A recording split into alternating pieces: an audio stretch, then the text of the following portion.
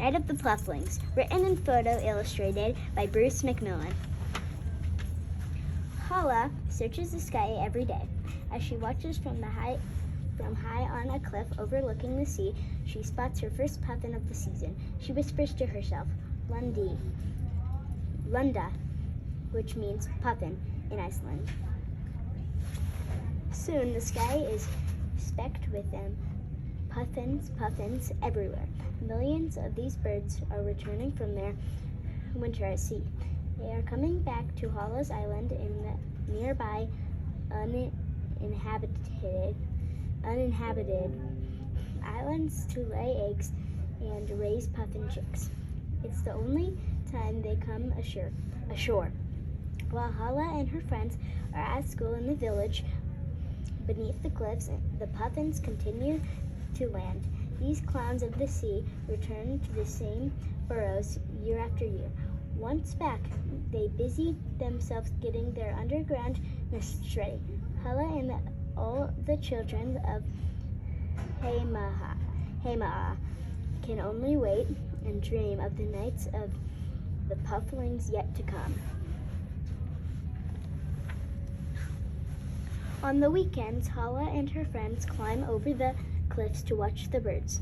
They see puffin pairs tap their beaks together. Each pair they will see soon tend and their beaks together. Each pair they see will soon tend an egg. Deep inside the cliffs, the egg will hatch a chick. The chick will grow into a young puffling. That puffling will take its first flight. The nights of the pufflings will come. In the summer, while Hala splashes in the cold ocean water, the puffins also splash. The sea below the cliffs is dotted with puffins bobbing on the waves. Like Hala, many puffins that ride the waves close to the shore are young. The old birds usually fly further out to the sea where the fishing is better. The grown-up puffins have to catch lots of fish because now it's summer. They are feeding more than just themselves. Hala's friend, Atnar Ingi, spies a puffin overhead. Fisk, he whispers as he gazes at the turning puffin's bill full of fish. The puffin eggs have hatched, and the parents are bringing home fish to feed their chicks. The nights of the pufflings are still long weeks away, but Arnar Ingi thinks about getting some cardboard boxes ready. Hala and her friends never see the chicks, only the chicks' parents see them. The baby puffins never come out. They stay safely hidden in the long dark tunnels of their burrows. But Hala and her friends hear them calling out for food. Peep, peep, peep. The growing chicks are hungry. Their parents have to feed them, sometimes 10 times a day, and carry many fish in their bills. All summer long, the adult puffins fish and tend their feathers. By August, flowering baldusbra blanket the burrows with the baldusbra over.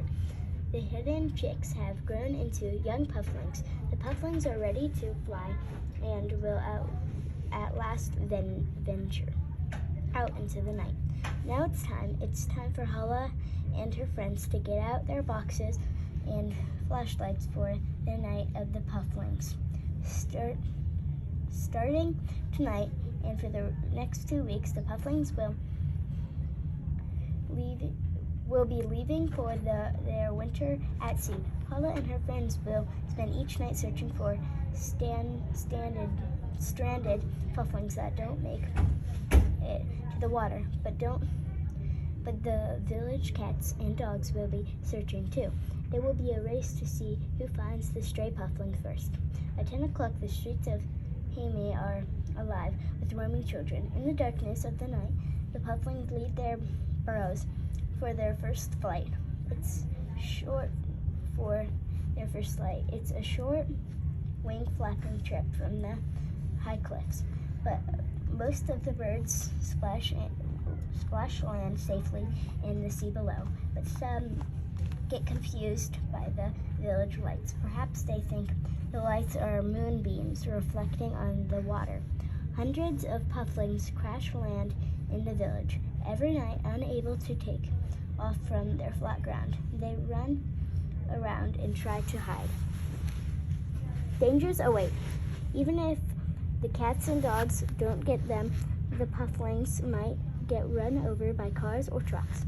Hala and her friends race to the rescue. Armed with their flashlights, they wander through the village. They search dark places. Hala yells out, "Puffling!" in Icelandic. Lunda Vizjar. She has spotted one.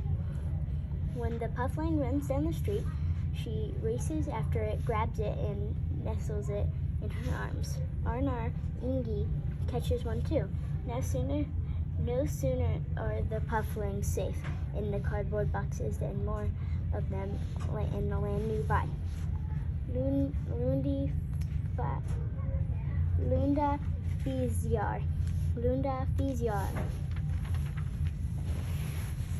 For 2 weeks, all the children of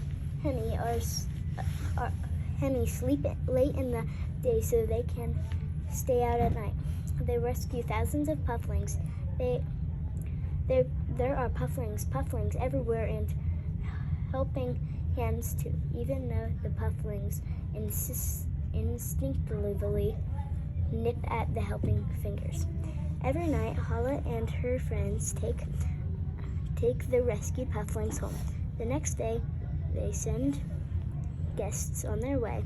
Hala meets her friends, and with the boxes full of pufflings, they hike down the beach. It's time to set the pufflings free. Hala releases the first one first. She holds it up so that it will get used to flapping its wings. Then, with the puffling held snugly in her hands, she counts. In, there. She swings the puffling 3 times between her legs. The last swing is the highest, launching the bird up in the air and out over the water beyond the surf. It's only the second time it flutters just a short distance before safely splashing landing. Day after day, Hala's pufflings paddle away until nights of the pufflings are over for the year. As she watches the last of the pufflings and adult puffins leave for their winter at sea, Hala bids them farewell until next spring. Goodbye in Icelandic. Bless, bless.